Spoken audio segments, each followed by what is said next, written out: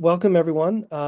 This is the Berkeley Research Data Portal Fall 2024 webinar series, and we've had a good lineup this fall. And today's let me put a link into the chat to the Berkeley Research Data Portal, and we also do have an events page.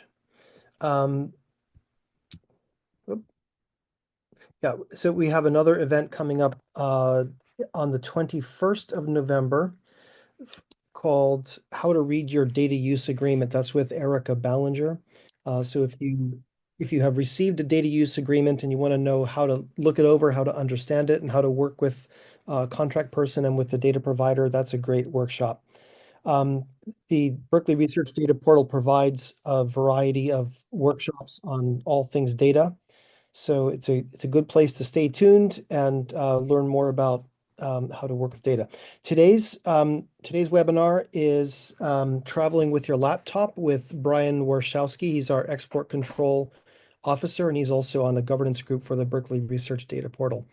So with that, I'll turn it over to Brian. Eric, thank you very much and welcome everyone.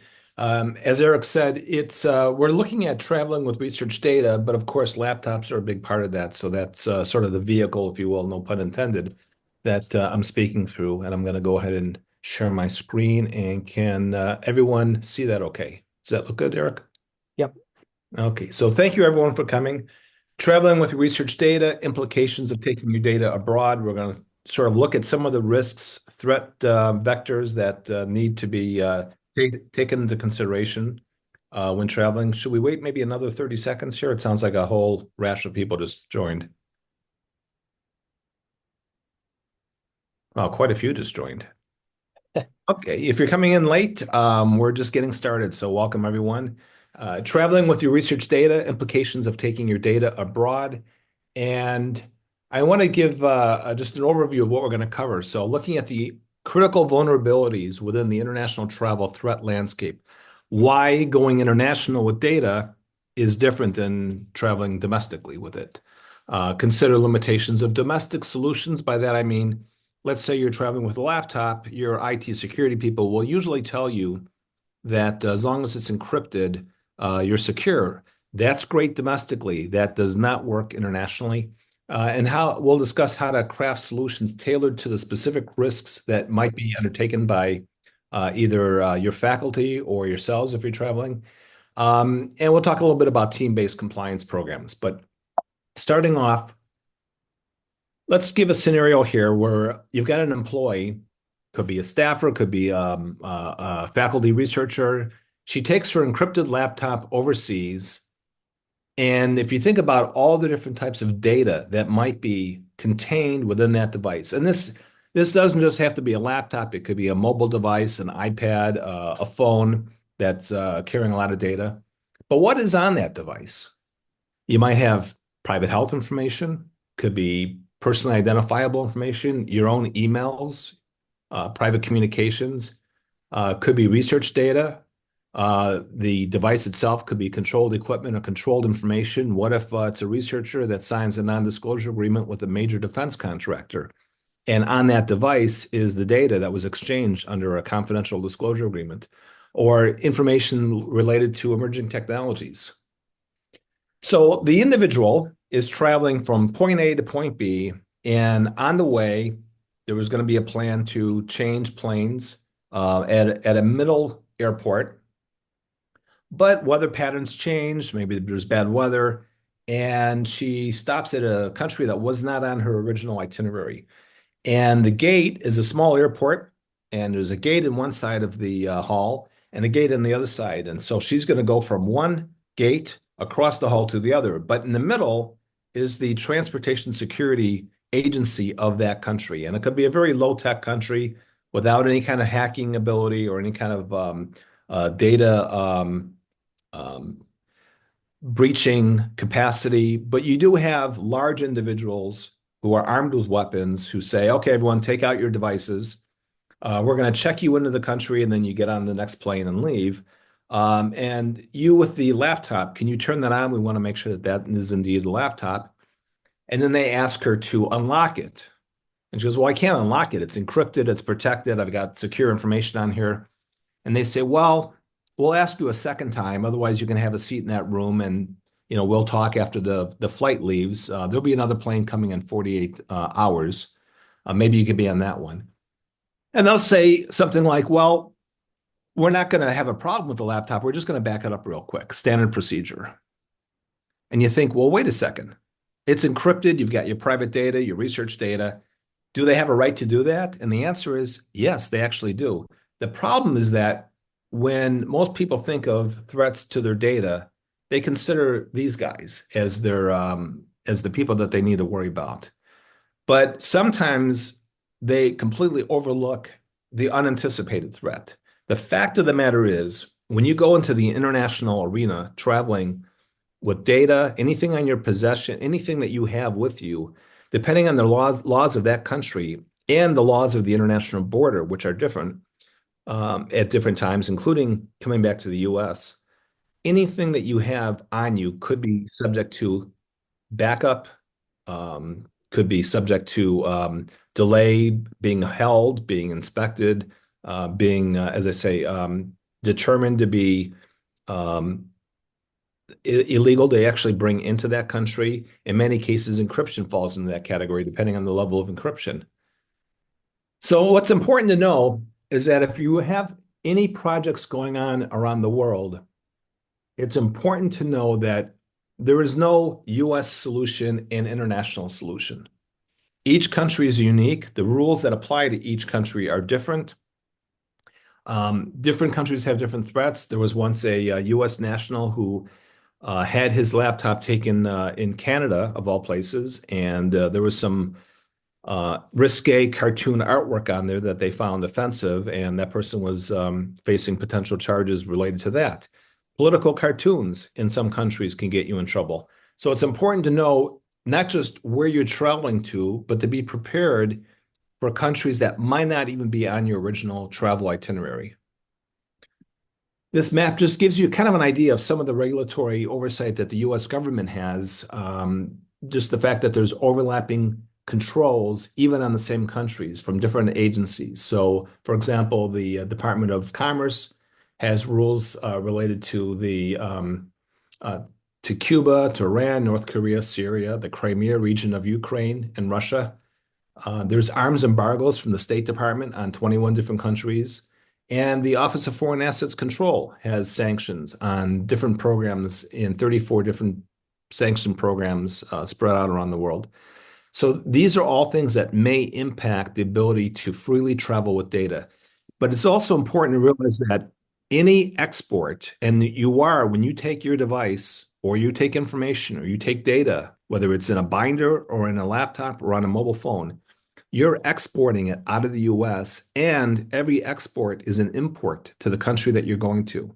And that includes countries that you're only passing through that aren't even on your itinerary. So if you have a stopover, you have a connecting flight, you are importing into that country. And in many cases, some of the data that's brought in has to either be registered or provided advance notice or have permission if it's includes encryption. So a couple quick case studies. In the case of Russia, right now, Russia has significant OFAC sanctions against it, and Russia also has restrictions on certain types of encryption that you could bring into the country. So if you are traveling with a laptop or mobile device, in many cases, even the standard encryption that's commercial off the shelf that comes with your device, that may actually require advance notice. The issue is that countries like Russia like to be able to have the ability to have access to a device that's in their possession. And certain forms of encryption are provide, obviously an obstacle to their access to your private data. They don't like that. China has new national security laws that make basically anything you bring in there subject to their ownership. So they can take it if they want it. North Korea, that goes without saying, I think, Iran as well. To understand the nature of how regulations change between different countries, I always like to share kind of an interesting story about differences between Iran and Cuba. So to understand the regulations, you are welcome to travel to Iran and vacation there if that's what you choose. No problem there. However, you cannot attend a conference or present at a conference in Iran without a license issued by the Office of Foreign Assets Control. Now, if you compare that to Cuba, if you're traveling to Cuba, you're more than welcome to attend an academic conference. That's actually one of the allowed reasons that's allowed for travel to Cuba. However, you are not allowed under the US government regulations to vacation in Cuba. That's off limits. So you have to make sure that you're going there for a legitimate purpose. And you in Ukraine right now, any area that's under foreign occupation or under occupation of Russia as a result of the current conflict dating back to the Crimea annexation, anything under control of Russia is deemed to be Russia, even if it's Ukraine. So this is something that we're constantly looking at for people who are traveling, whether or not that institutions they're going to visit or the site is considered Ukraine, or do we, for review purposes, deem it to be the same as Russia?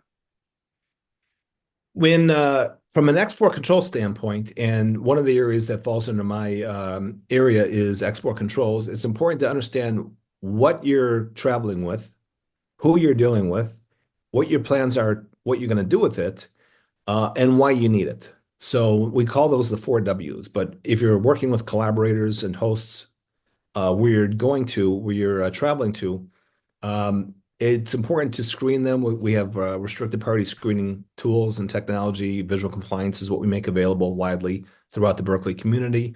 Uh, Knowing what it is that you're traveling with, whether it's hardware, we've had people reach out and say, well, they're traveling not just with data, but also with hardware. They want to return something to where they came from. It's a physical device. And it's important to know what that classification is under the export control regulations. That's something that my office can help with, and we'll provide information on reaching out to us after. It's important to really know the destination. A piece of technology or technology in the form of software or written or electronic information needs to be vetted not just for what it is, but for that destination. So, for example, some technology, there's exceptions and exemptions to travel to, let's say, France or Great Britain, but yet to go to China, it may be completely illegal, or you may need a license for certain countries.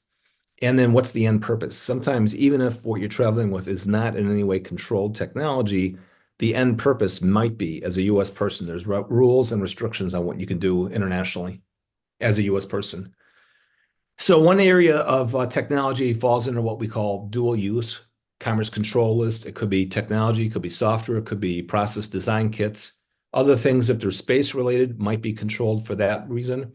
And if it has a specially designed purpose related to the military, anything that's specially designed for a military purpose, even if it's, let's say, related to fuel that we could have for student rocket clubs, it may fall under the international traffic and arms regulations. So there's different areas of regulation that apply to the data that you might be traveling with. I also say that unpublished research data that has not been publicly released does not necessarily carry the fundamental research exclusion that governs in a lot of the activities that we conduct on campus. The challenge for security teams must ensure that business travelers understand they have no inherent right to privacy while traveling, that most network operators conduct at least superficial surveillance campaigns on all foreign travelers, and the use of certain applications and websites will trigger in-depth surveillance for travelers. And that also goes for such things as mobile hotspots that might be considered compromised. I have a theory, it has not been proven, but it is a theory that possibly 50% of the faculty researchers or faculty speakers that are invited to conferences overseas might not be invited if their hosts thought they were leaving their devices at home. And I don't have it handy right now, but I do have somewhere surveillance video of a hotel room where a university traveler, not from Berkeley, but a university traveler in a country of concern leaves their devices in their hotel room. And as the cleaning crew comes in to clean the hotel room, government officials come in and you see them at the hidden video sweeping the electronics. So there's a concerted effort on the part of many different countries to be very much aware of what devices come into their country and when those devices are vulnerable for compromising. So how do you approach this? Well, the triage concerns are that you really need to ask at some point, is the data and information contained within the device worth more than the device itself? At some point, if a device was threatened, is it a burner device? Does it make sense to purge it to protect the data that's on there? If you brought data that maybe shouldn't have been brought into that country or exited out of the US, what are the local laws in the country that's being entered? What is the result to both the individual and the organization if all data on that device, including emails, private correspondence, were compromised or released publicly? What would that do to the research? And what is the effect of device encryption? Is the encryption something that, if it's super high level, high tech encryption, it may actually be something that would require an export license to take it out of the US, as well as possible restrictions on importing it into another country. So the real vulnerability of encryption and the reason that the best encryption in the world will fail at the international borders is the example that I gave before, where the transportation security agencies of any country can force the human to unlock it. So it doesn't matter how strong the encryption is on that device. If they force the person to choose between their freedom and unlocking the device to have the content backed up. Restrictions against importing encryption to foreign countries, as I mentioned. There may be a license required for export from the US for certain high-powered encryption or cryptography. And a lot of people say, well, what if it's, we have non-disclosure agreement data from a major defense contractor or proprietary data from a major auto manufacturer. We sign a non-disclosure agreement. We have all these business plans. We have all this business content or R&D information, but it's okay. It's encrypted. Doesn't matter if it's ITAR, international traffic and arms regulations, technical information. Encryption doesn't change the fact that it's out of the country without a license. So even though it may be difficult to access, the fact that it is taken out of the US is still a determining factor. We already covered those. One thing that's come up recently and should be going away, but currently is an issue, is that for travel with mobile devices to these three countries, that's China, including Hong Kong and Macau, Venezuela, and Russia. Earlier in the year, we found out that some laws that were passed in 2020 applied to those devices. And so what we were doing was making arrangements with our freight forwarder, American Cargo Service, to register devices going to those countries. So far, it's only been China that this has been done for. But what that involves is if you were shipping something worth a certain amount of money, or if it had an export control license, it has to go through the automated export system and the electronic export information system or electronic export information process for registration under the foreign trade regulations. And this is all done through Customs and Border Police. There's fees for setting that up. We do believe that we have heard that license exceptions that previously were not being allowed to be used for this will be shortly, we don't know when, available. But in the meantime, for anyone who's traveling with the device, if you know somebody going to China and they want to bring a Berkeley-owned device, we're helping them to get those registered. It is a little bit of a hassle that can be done the same day, but that can definitely avoid potential problems when they come back with the device. I also want to mention that if somebody were traveling overseas and they say, this is an older laptop and I've got hosts and they're hosting me for my research, as a courtesy, I'm just going to leave my device with them when I return. It's less equipment for me to take back, and I'll buy a new one when I return to the US. That is actually a permanent export, and that may also change the dynamic between what you're traveling with. So before somebody travels with data, if it's going to be on an electronic device, if it's in a binder, then we just have to look at the data itself. If it's going to be something that they're going to download, we'll talk about that in a moment. But if they're traveling with data on a device, you want to ask, what's on the device? Who owns that device? That's a factor in terms of what license exceptions might apply. How is it being used and secured? Why is it needed overseas? Most of the time, it's the convenience factor that somebody, a researcher, somebody else just wants the freedom to take their device that's on their desk, that has all the readily available information and take it with them. And they may not even realize that when they bring it back to the US, that it may now have malware that's going to corrupt the system. It might be a Trojan horse, or it could be where their data has already been compromised, or there's something on that device that will allow the data either while they're in that foreign country or after they return to be compromised. We always recommend that if somebody does take a device out of the US, that that device be wiped and have the operating system reinstalled upon their return. But if all they're going to do is have a device to be able to use the internet overseas, then they really should consider a travel laptop or something that's more of a thin client that they can use overseas.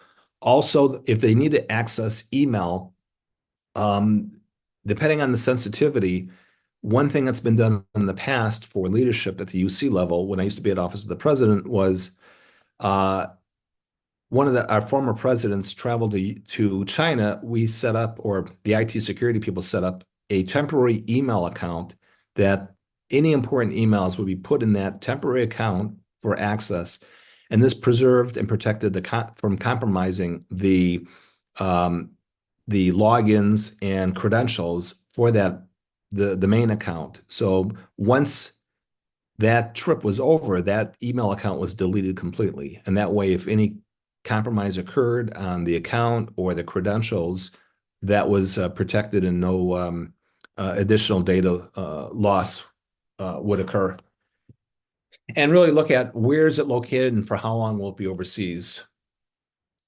So returning to one of our earlier questions we had, what could possibly be on it?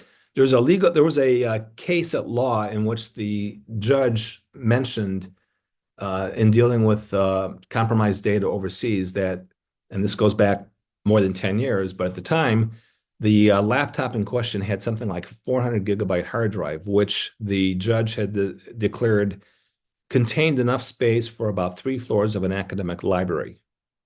And the kind of data that could be on there from private credit data or private health information, a doctor traveling internationally with their laptop might want to be on vacation, but now they can say, well, if one of their patients needs an opinion or a prescription, if they have their laptop with them, they can look it up quickly. But all that patient data is now at risk by bringing that internationally. So some of the things that can affect the data that you're traveling with and the determinations of the hardware and software. Is it commercial off the shelf or proprietary unreleased software? What if it's a Berkeley researcher, they're developing something, it's not open source yet, or they're signing a non-disclosure agreement with a major software company? If it's unpublished research data, if it's a real expensive, brand new, high-tech, state-of-the-art device, what is the adjusted peak performance? Is the hardware specially designed for some limited purpose? What if it's radiation hardened or protected from extreme elements? It may actually fall under, as a defense article, under international traffic and arms regulations. So all these different factors have to be thought about before somebody can travel with either data or a device. So review steps are involved, and I apologize if I'm going too fast, get a lot of materials here to cover. But it's important to know what the technology is and to know the classification of that technology. If it's something under the International Traffic and Arms Regulations, if it's under the Export Administration Regulations as a dual-use technology, or is it something that's related that may run afoul of the Office of Foreign Assets Control, especially financial matters. It's important to determine in advance if a license or a registration for that device is needed for the technology based on the end user, the end country it's going to, and the end use itself. And if a license exception is available, it must be documented separately. So just because a license isn't required, you still might have to document the license exceptions that's used that avoids the need to apply for a license. Something a lot of people don't realize, and I've gotten some interesting conversations with IT security before where they'll say, well, it's encrypted, it's okay. And I'll ask, okay, is it 5D 002 or is it 5D 992? And they'll be like, well, wait, what's that? That falls outside of the language that IT security people usually speak. And these numbers are what's called the export control classification numbers. And there's a category, and anything that's 5D would be information security technology software under the D that comes after the five. In the first case, obviously no one's probably going to be carrying traveling with a BlackBerry maybe, but 5A is hardware. So believe it or not, your laptop, your general laptop that has standard encryption would be classified under the dual use regulations of the export administration regulations as 5A992. And so one of the things we would do if somebody is traveling is we would look at 5A992 and find out what rules apply for that country that you're going to and for what purpose. So a lot of people don't realize that, again, that just grabbing a laptop to take your data overseas, these are some of the factors that really need to be considered to know whether or not you're traveling compliantly. So are licenses for import or export required? We usually have to partner with people overseas or our freight forwarder to know whether or not there's a customs clearance issue at a destination. So if somebody says they're traveling to the Democratic People's Republic of the Congo or traveling to South Korea, we'll look at those different rules that might apply and work with our collaborators and our partners to find out whether or not a license might be required. In most cases, it's what's called NLR, no license required, but it still takes documenting that that process occurred. Imagine a person from the Customs and Border Police coming asking to see our records to say, okay, well, somebody went to that country. Where are your records showing the determinations that were made that showed that there was no license required? So if a person's traveling and they insist they need to have not just the data, but they need to have a device or something like a laptop or something that's more than a thin client, like a Chromebook or something, what is the need for it? Is it for convenience? What's the minimum they actually need if we're going to set up a custom solution to partner with them on that? What mitigating alternatives are available? And can we arrange maybe a pre-travel briefing to discuss those issues and those options? So where's it going? Planned and unplanned. We have our risk services group. If you're registering for travel through the Connects UC system, it's going to notify us if somebody's traveling to, say, Cuba, Iran, or a destination of concern. And we usually reach out to the travelers ahead of time to find out what are they traveling with, what data are they taking with them, what laptops, if anything, are they taking with them, and if so, what's the reason for that, and try to understand the need-based analysis behind that. For our pre-travel briefings, we usually have surveys. We provide guides, information. In some cases, let's say for Cuba, we actually provide signed acknowledgement letters that confirm the allowed reason for travel to Cuba and that the traveler will keep that on their person if there's any issues or questions, either when they're leaving the US border or coming back, and classify the data so we understand what they're traveling with and what license applications are required, license exceptions are required, or documenting license exceptions. So what's important to know is that we do have solutions. We do have the ability to provide guidance on this, but no matter how bulletproof your program is, if nobody's using it, it doesn't matter. Organizations providing solutions result in travelers hopefully reaching out in advance with questions. We provide updates like this. We're hoping that when we provide these kind of briefings and webinars, that people who do know of somebody in their group that's traveling or upcoming traveling on the part of faculty, that they're going to reach out ahead of time. The best advice really is to reach out the farthest in advance as possible to give us the lead time. If a license is required for taking data or technology or even a laptop out of the country to that destination of concern, those can take anywhere from 45 to 60 days just in terms of the review once the license is actually submitted. So the more lead time, the better. And I do have an infographic. This has now been accepted and adopted by different universities. This one's from Vanderbilt. We do have the Berkeley version of this, and really looks at kind of from a high level, asking the key questions that before somebody travels with data or a laptop need to think about. What is it? Who's taking it? Who are you working with? What do they plan to do with it? What country is it going to? What's the end use? who's the end user, all these kind of high level questions that once we have answers to that, we can help advise and guide on the best practices. Cloud considerations. One question that's come up a lot is whether or not the Transportation Security Administration of various countries have the ability to access cloud data through that device.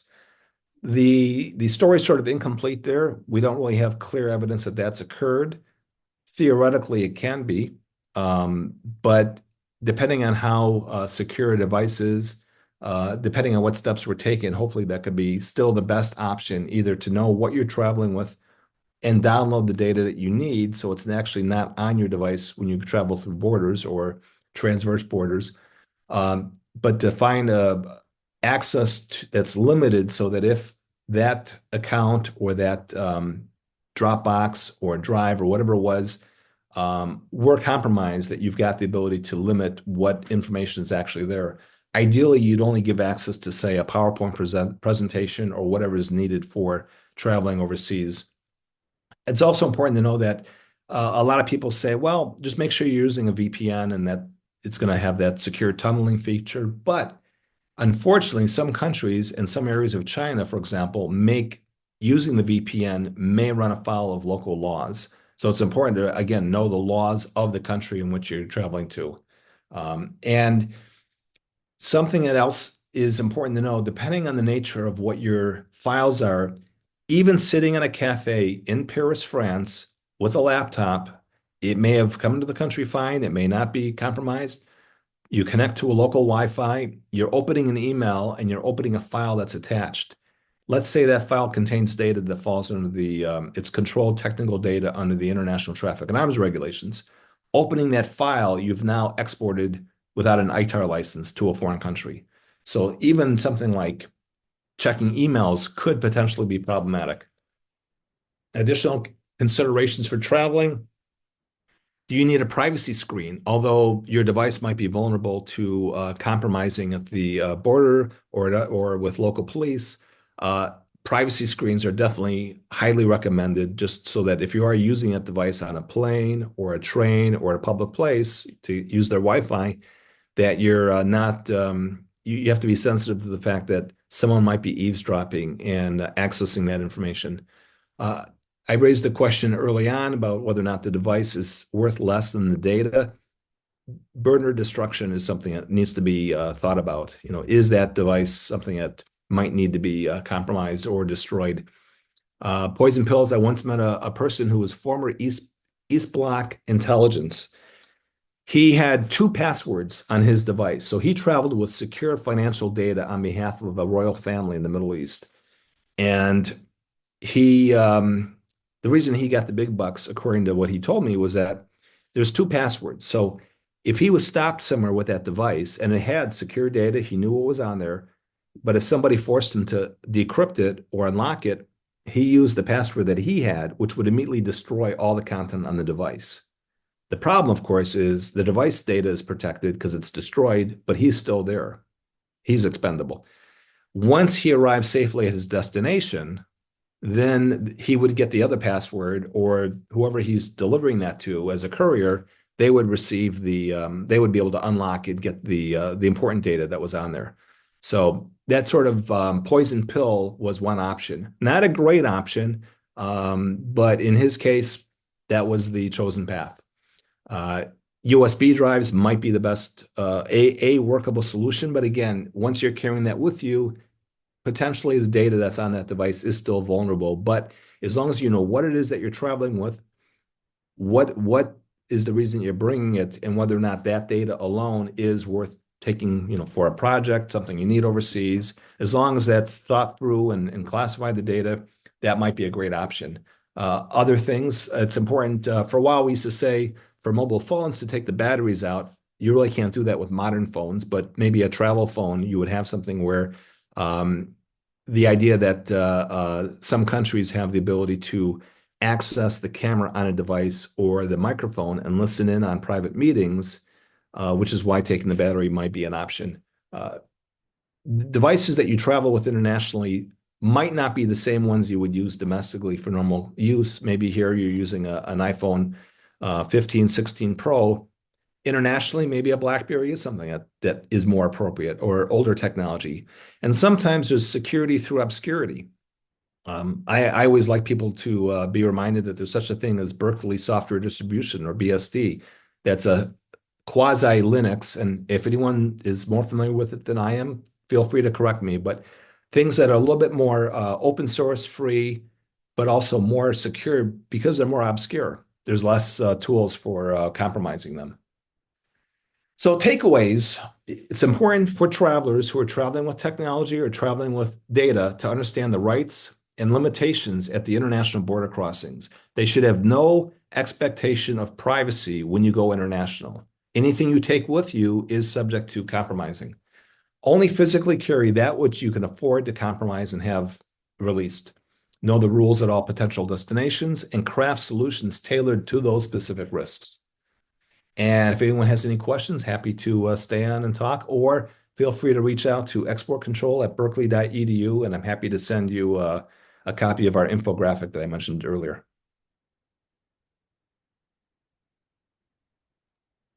And then back to Eric. Yeah, thank you, Brian. Any questions for Brian about data abroad, devices, export control regimes? Brian is the director of our export control office and does a lot of reviews for all kinds of researchers on the Berkeley campus. And if anyone has any upcoming travel or their faculty or researchers that they're working with are traveling, feel free to ask questions about that.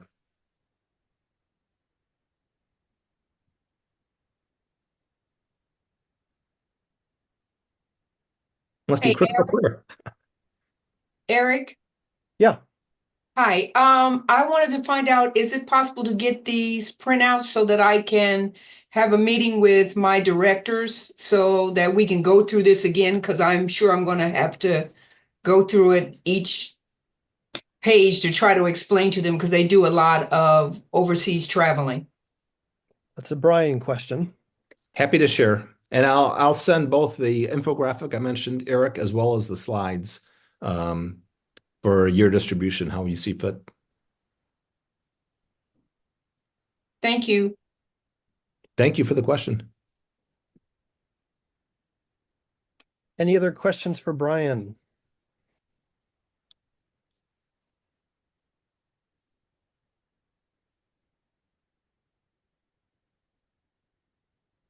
Okay, well, I will just note we do have one other workshop coming up on November 21st, how to read your data use agreement. I just put that into the chat. Thank you for coming today. If you have any further questions, you can reach out to Brian Warshawsky here at Berkeley. And do tune in to other webinars we have on the Berkeley Research Data Portal. Thank you, everyone, and I wish you a good rest of your day and a great weekend.